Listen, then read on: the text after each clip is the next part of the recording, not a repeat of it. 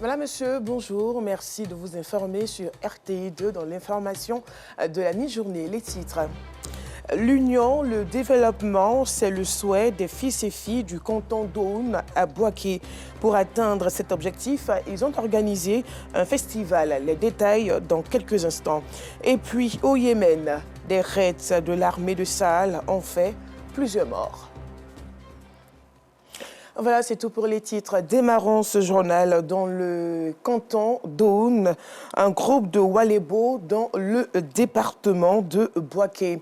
Les jeunes de cette localité veulent aller à l'union de tous les fils et filles pour le développement du canton.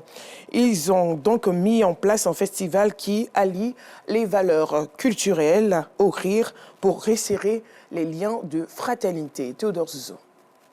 Les 33 villages d'Ong se sont donné rendez-vous à Benekwassikro, chef-lieu du canton, sur l'axe Bouaké-Sakassou, dans la région de Gbeke, pour le Festival international du riz du canton d'Ong, Firidong. Ce notable est habillé de façon particulière. C'est l'habillement recommandé pour la circonstance. Le lieu de rencontre est la place publique du village. Le pagne tissé baoulé ou, à défaut, le pagne industriel attaché de la même manière. Ce sont les notables ou les chefs de village. Le chef canton donne le top départ de Firidom. Soyez les bienvenus, je déclare le festival ouvert. Puis, l'identité culturelle de Benekwassikro, le Golitama, avec une invitation des masques, a fait montre de leur talent.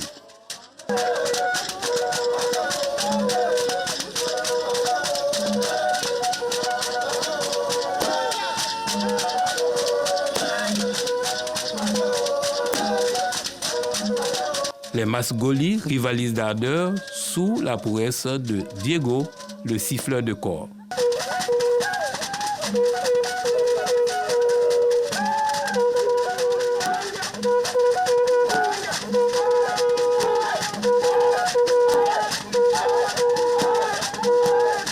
Cette rivalité se termine dans la concession et une accolade des masses pour traduire l'unicité recherchée par les organisateurs du festival des danses et de l'humour. Une manière de consolider la fraternité, l'union et le vivre ensemble des enfants des 33 villages du canton d'Oung. Ce festival est le bienvenu parce que ça permettra de rehausser l'image du canton d'Oung. Passer par l'humour et réunir tous les fils et filles du canton, ça va créer l'union sacrée, ça va créer la cohésion sociale qui est gage de développement. Puis un intermède d'humour. Mesdames et messieurs, je voudrais très sincèrement vous dire que c'est une grande joie qui nous allume. Vous voyez, c'est ça la Côte d'Ivoire. Nous voyons tous les villages qui sont réunis. Voilà. Nous parlons de cohésion, nous parlons d'unité, nous parlons de brassage. La jeune génération n'est pas familiarisée avec nos valeurs culturelles. Et ces différentes occasions que les initiateurs offrent à nos populations de se familiariser avec le patrimoine culturel sont des occasions pour que la pérennité soit assurée. Nous voulons donc, au nom de Madame la ministre, dire merci aux initiateurs et les encourager sur cette voie, à faire en sorte que ce beau festival auquel nous venons d'assister, connaisse des lendemains encore meilleurs. La valeur identitaire revient comme pour dire que le public peut se retirer et que le couvert est remis pour le soir.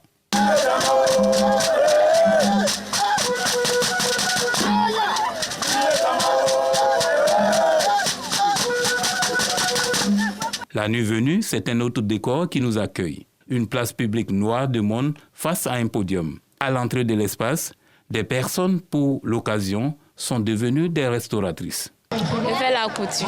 Comme aujourd'hui, il y a une animation, donc comme je n'ai rien à faire, c'est le week-end. C'est pour cela que je suis venue vendre un peu de la salade. Je suis maçon. Je suis sorti environ avec 5 boulets. Les 5 boulets sont finis. Je pense que c'est une bonne chose. C'est une bonne occasion pour moi de me faire un peu d'argent. Une activité qui vient résoudre les difficultés de restauration des populations venues des autres villages. Je viens de Tchelekro. Ces deux-là, nous ne pouvons pas manger. Si on n'a pas venu ici, là, on ne peut pas retourner à la maison pour aller manger, puisqu'on a faim. Mon village, en tout cas, c'est loin. Les brasseries, elles, se frottent les mains. Pendant ce temps, le Goli se fait entendre, cette fois, sur un album discographique pour la levée du rideau.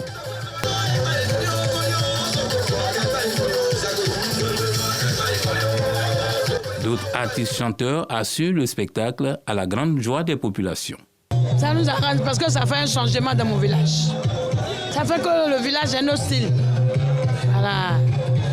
Donc si chaque année ça peut se répéter, ça nous arrange. C'est l'extase quand arrivent les humoristes. Le commissaire général revient sur les objectifs de ce festival. L'entente, l'union, la cohésion, c'est une question. Mais comment faciliter cette union, cette cohésion, l'entente? Et moi, mon domaine, c'est l'humour, la comédie. Je me suis dit quoi? À partir du rire, on peut facilement réunir les gens, on peut regrouper les gens. Alors, on a instauré ce festival-là. Les humoristes locaux ne se font pas prier pour saisir cette lucane de visibilité et de promotion. Il y a une fille qui est venue me demander, elle me dit non, je dépose mes dossiers partout, mais elle ne me prend pas pour travailler. Je lui ai demandé, mais quand on te drague et tu acceptes. Elle dit, oh, je dis, c'est normal. Tu n'es pas quelqu'un dans ta société, c'est dans la société déjà tu es rentré. Les humoristes renommés font monter le mercure. La souris de sa cachette attend wow, wow, wow, wow. Elle se dit effectivement, le chat est parti. Parce que le chat n'aboie jamais. Donc elle sort de sa cachette. Dès qu'elle sort, qui l'attrape? C'est mon chat. Elle regarde mon chat comme ça jusqu'à...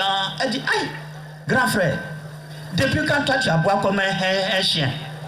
Il dit, mon frère, les temps sont tellement durs, si tu n'es pas bilingue, tu ne peux pas réussir.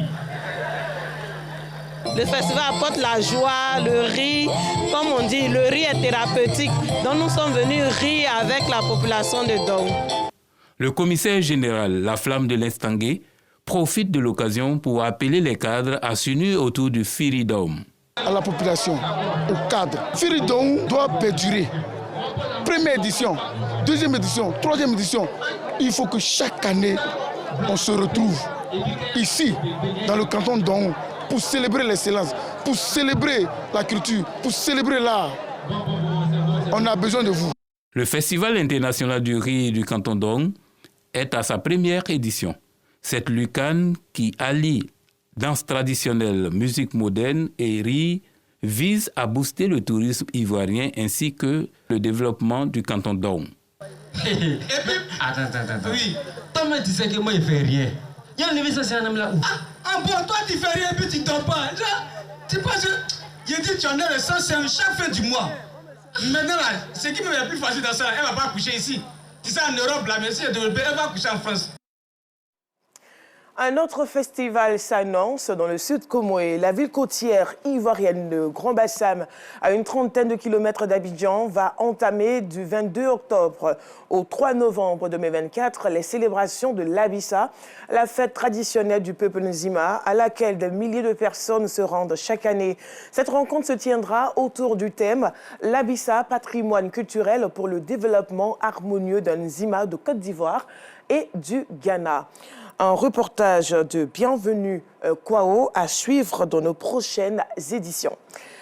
La ville de Korogo dispose d'un jardin public qui ne laisse pas ses habitants indifférents. Ce lieu attire plusieurs visiteurs qui y passent de bons moments en famille et permet aux vendeurs de faire de bonnes affaires. Aïcha Guiré. Bienvenue au jardin public de Koroko, situé en plein cœur de la ville. Un espace vert aménagé pour accueillir les visiteurs. Alors, on a l'habitude de venir échanger de l'air ici, aussi échanger comment on appelle, des mots avec des personnes de bien que nous croisons. Le cadre est paisible. Que, si vous remarquez un peu autour, il y a les policiers qui sont là.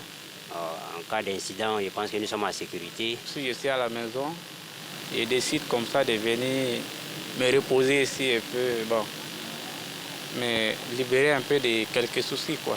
En tout cas, le cadre, c'est bien beau. On voit même la présence de la sécurité. Voilà, c'est un lieu qui est très propice. Quand on vient ici, on est à l'aise, quoi. On n'est pas perturbé par quoi que ce soit. Ici, tout est fait à partir de matériaux locaux. Les meubles, la toiture faite en paille et les places assises en bois et en bambou. Les arbres du jardin épousent les couleurs du drapeau ivoirien, orange, blanc et vert. Les visiteurs profitent de cet espace reposant pour des séances de photos à côté des statues qui valorisent bien la culture africaine. C'est très joli, très propre. Je suis venu avec la famille pour en profiter encore parce que la dernière fois, ils n'étaient pas avec moi. J'apprécie bien le cadre avec les arbres, les sièges et autres, et également avec les statues faites en béton. L'affluence de visiteurs, une aubaine pour les vendeurs ambulants qui n'hésitent pas à proposer leurs marchandises. Comme le coin est beau, on vient se promener ici pour gagner les 100, 500. En tout cas, on ne se débrouille pas mal ici. Ça va et ça se passe bien aussi. L'air pur et le cadre reposant est propice à la méditation, mais aussi le refuge des riverains. La sublime décoration fait de ce lieu un cadre idéal pour passer de moments conviviaux. Après le centre, le sud, Comoé et le nord du pays, rendons-nous dans l'Agnébitiassa.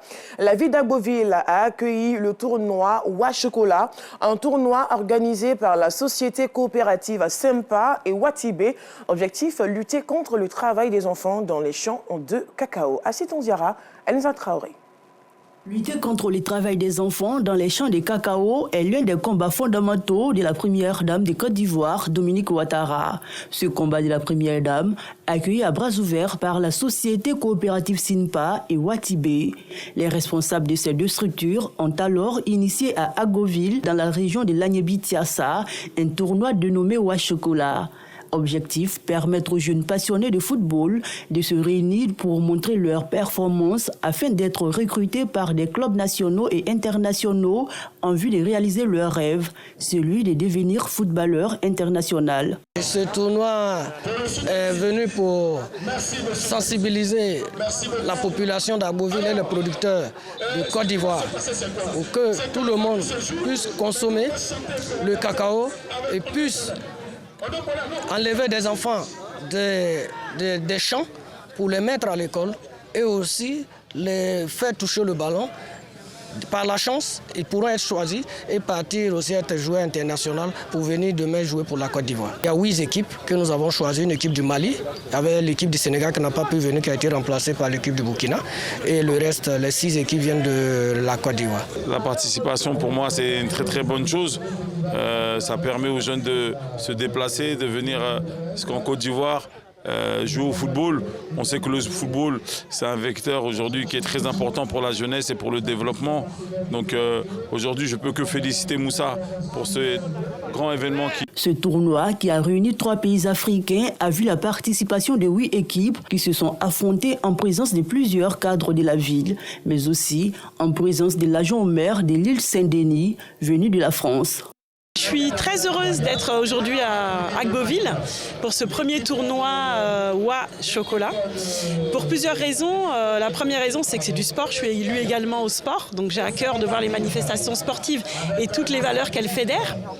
d'entraide, de dépassement de soi, mais aussi les valeurs éducatives qui mènent au sport. Et donc allier l'éducation, le sport, le chocolat, le cacao qui est une richesse avec toutes ses saveurs, pour moi c'est une belle réussite. Il y a des recruteurs qui sont venus pour permettre aux enfants d'aller aussi toucher le ballon derrière l'eau comme les gens le disent. Donc il y a Brest, il y a Lille, il y a Rennes qui sont là et il y a Caen aussi qui arrivera demain. Plusieurs acteurs du cacao en Côte d'Ivoire ont pris part à cette rencontre. UNTER est présente ici aujourd'hui avec plusieurs leaders des coopératives agricoles venus soutenir le président Moussa qui prend beaucoup d'initiatives dans la filière café-cacao et vivre ce tournoi que le meilleur gagne. Les phases éliminatoires se tiendront du 16 au 19 juillet au stade municipal d'Agoville et la finale se jouera le 20 juillet 2024.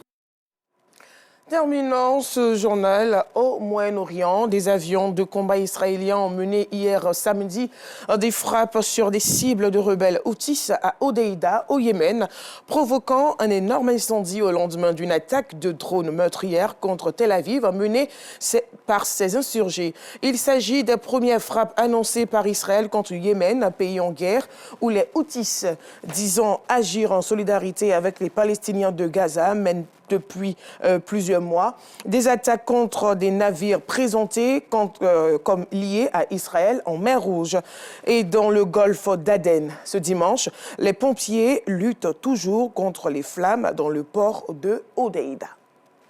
Point final de ce 12h30. L'actualité revient à 17h40 et à 19h30. Bon dimanche.